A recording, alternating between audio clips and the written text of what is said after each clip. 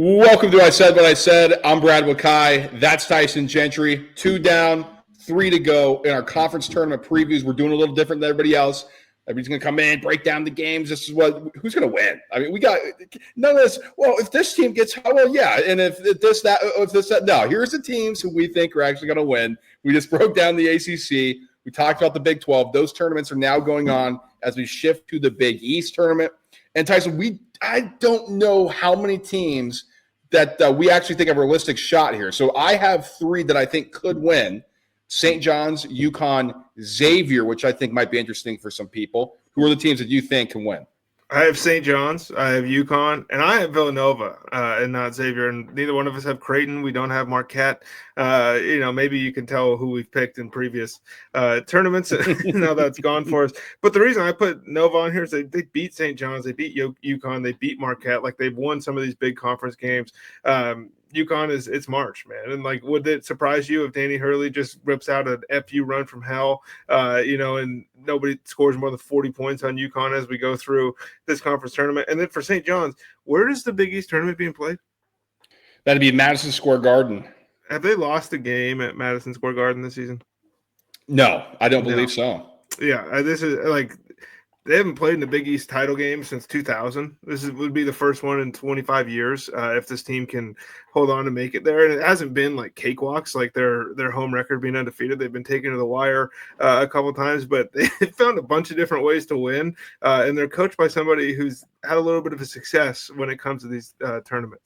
Yeah, I mean, this St. John's team, it's magical. It feels really good about, the nostalgia, and Patino's on the sideline. Looks great in these suits that he's wearing. Sick, dude. Oh, it looks so good. And, Danny Hurley wears the suit too, and I think it looks good. Like, I understand kind of like the athleisure look on the sideline that started during COVID, which, kind of carried over now. But there's nothing like seeing a sharp dressed coach, getting pissed at referees, and when it's Rick Pitino, he looks like a mobster. Oh, it just warms your heart a bit. So do you like it better when they have like the real deal, like Patino suit, where they look like proper and trim, like they could go to a steakhouse afterwards? Or do you like Tony Bennett style with the overcoat? Kind of looks like, like your grandparents invited somebody over to the holiday dinner and this is just what they wear around. 2 best dressed coaches, I think, Patino and Jay Wright, maybe because they look like mobsters, so it just fits them. But I think that's my favorite look. I mean, they look great. It's a close line because if you slick your hair back, like was it Quinn in the NBA?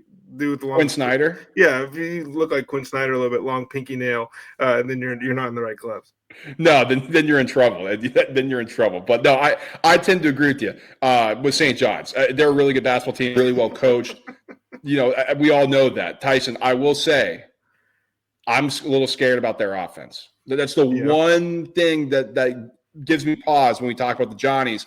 In this conference alone, in the Big East, they're 7th in adjusted offense. Now, their defense is elite. They're 1st in adjusted defense in conference, 2nd nationally. And offensively, 75th in adjusted offense. So offense of drop, not necessarily that pronounced when we look across the country, but 7th in this conference alone does give me some pause. Now, their defense is going to make up for it, but Tyson, if you can't score, we know you can't win. And yeah, you can have some rock fights, but and they've shown that they can win that way. They've also had some high scoring affairs as well. But I think on a consistent basis, when you got to go back to back to back, that's the only thing that makes me a little nervous about St. John's.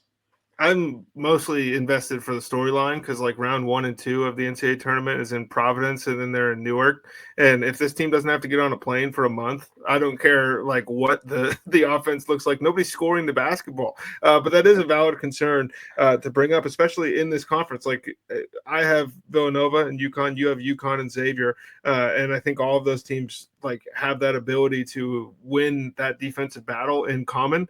And I think that's the number one reason why, if you're trying to look for like some betting value here and you don't want St. John's, like why UConn is appealing.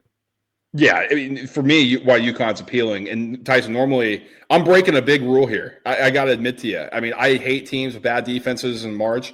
And again, that's mainly more so for March Madness than the tournament. It's these tournaments, but it's UConn. Like you said, this is top. Like Sorry, like it's UConn, and if you want to look at the betting boards, you're getting 4-1 shot on UConn. Wow, first in adjusted offense, sixth in adjusted defense in this conference, 16th and 92nd in those categories in the country. And so offensively, still a really good team. That carries you. Defense does concern me, but Tyson, they can lock down, I think so for too. a few days. And that's why this feels weird, because like when we were talking about in the ACC, and it's like, oh, they got the 52nd ranked defense in the country. I don't know about this. With UConn, like even watching them, it's just like, well, they're uninterested or out of place or something. And it just feels like if it were to all click, it wouldn't be that surprising given like they've won the last two, man. I know it's nuts. Now I'll quickly go over this. We know it's UConn, and I'm curious, dive in a little bit more with Nova. For Xavier, it's pretty simple for me, Tyson. They've been, even including St. John's, the best team of the Big Ten since February 10th. They are 32nd in adjusted offense in the country, 13th in adjusted defense, 7-0, haven't lost. This is like nut-cutting time for Xavier. They have to go on a deep run here. I think they're locked in. They want to get into this tournament. I think they can. They've been impressive recently, and this is a team that drastically underperformed earlier in the campaign. Now you come back in, and you're getting hot at the right time. I always say you got to play your best basketball in March. It looks like they are doing that. And if they go on a run, we'll take a look at the bracket here soon. That they could find themselves in a favorable spot. Of course, if they win this thing, they get an automatic berth and they don't leave it into the hands of the judges. But I think Xavier playing their best basketball, and they are catching my attention. How many rounds do you think they have to win to ensure that they're in the tournament? Oh boy. Well, so they play, I guess, you know what, let's pull up the bracket here just so we can take a look together. And if you're watching on YouTube, this is the bracket as we have, and they're on the top side, the top half. And so they play Marquette. Now, Tyson, that's kind of a darling here for some people. I do think that'd be a good win for Xavier, but Marquette is floundering. So I think if they win, yeah, it's going to look good, quad one win.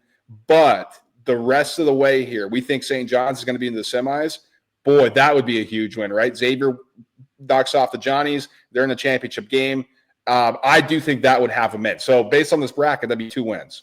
That's why, like, I think that's an interesting question. It's because, like, if they beat Marquette, is that enough to, like, stamp them into the NCAA tournament, or do they have to beat St. John's or at least play a close game? You don't always have to win these things. But I don't know if the win over – like, I think they should be in if they beat Marquette. I think they're, like, you're not finding 67 teams better than Xavier, I don't think, at this time of year. But they're on the bubble, man. Like, that just is what it is. Yeah, and so let's get into your team that you have down here with Villanova, because I'm going to sneeze here pretty soon. They're going to have to go on a run, and they run into UConn. So they play Seton Hall as a corpse. I mean, man, I feel so bad for Seton Hall and just this new era of college athletics. But, man, then you immediately play UConn. So, Tyson, if we're trying to attack this thing, and Villanova's played UConn tight, beat them once – that'd be a great way. And if once you get past UConn, you kind of have the winner of Xavier if they knock off St. John's, or you play St. John's in a one-game scenario. That's not a bad look, in my opinion. No, and that's kind of where I was approaching this from, is like, okay, one of these guys, like they get the chance to beat St. John's, and so that's what I'm going to take, because I'm not believing in Creighton this year. It feels a little different to me. They're still a really good team, and for all we know, this might be the year that they go on a crazy run in the tournament and end up cutting down some nets or something like that. But from this side, like I'm looking at the winner of the Villanova UConn game as the team that could beat St. John's. Creighton on the season, 34th overall in adjusted efficiency on offense, 40th overall in adjusted efficiency on defense. Tyson, but in the last month, I'm taking a look at this from February 10th on. They are, Creighton that is, 36th on offense and 96th on the defensive end. 4-3 in their last 7. I agree, it does feel different, and to me, it's their defense isn't quite as stout as it was. That's normally something that we see Creighton score a ton of points, but they've been able to defend at a high level.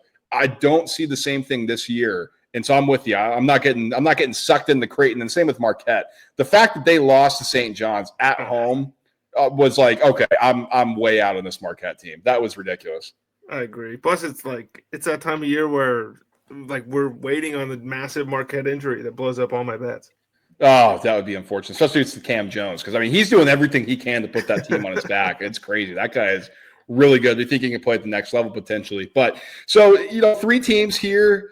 Tyson, I simpatico on 2, right? And it shouldn't come as a shock. St. John's and UConn, if you want to take a look down the board, if somebody gets hot, we've seen teams go on crazy runs this tournament before. I think Xavier might be able to do it. He's got Villanova. They got the pedigree. And so it should be interesting. We're closing off with Big Ten and the SEC, 2 wide open tournaments, if you want to believe in that. And I do think we are going to get some interesting results. We'll break that down coming next for you guys. And until then, peace.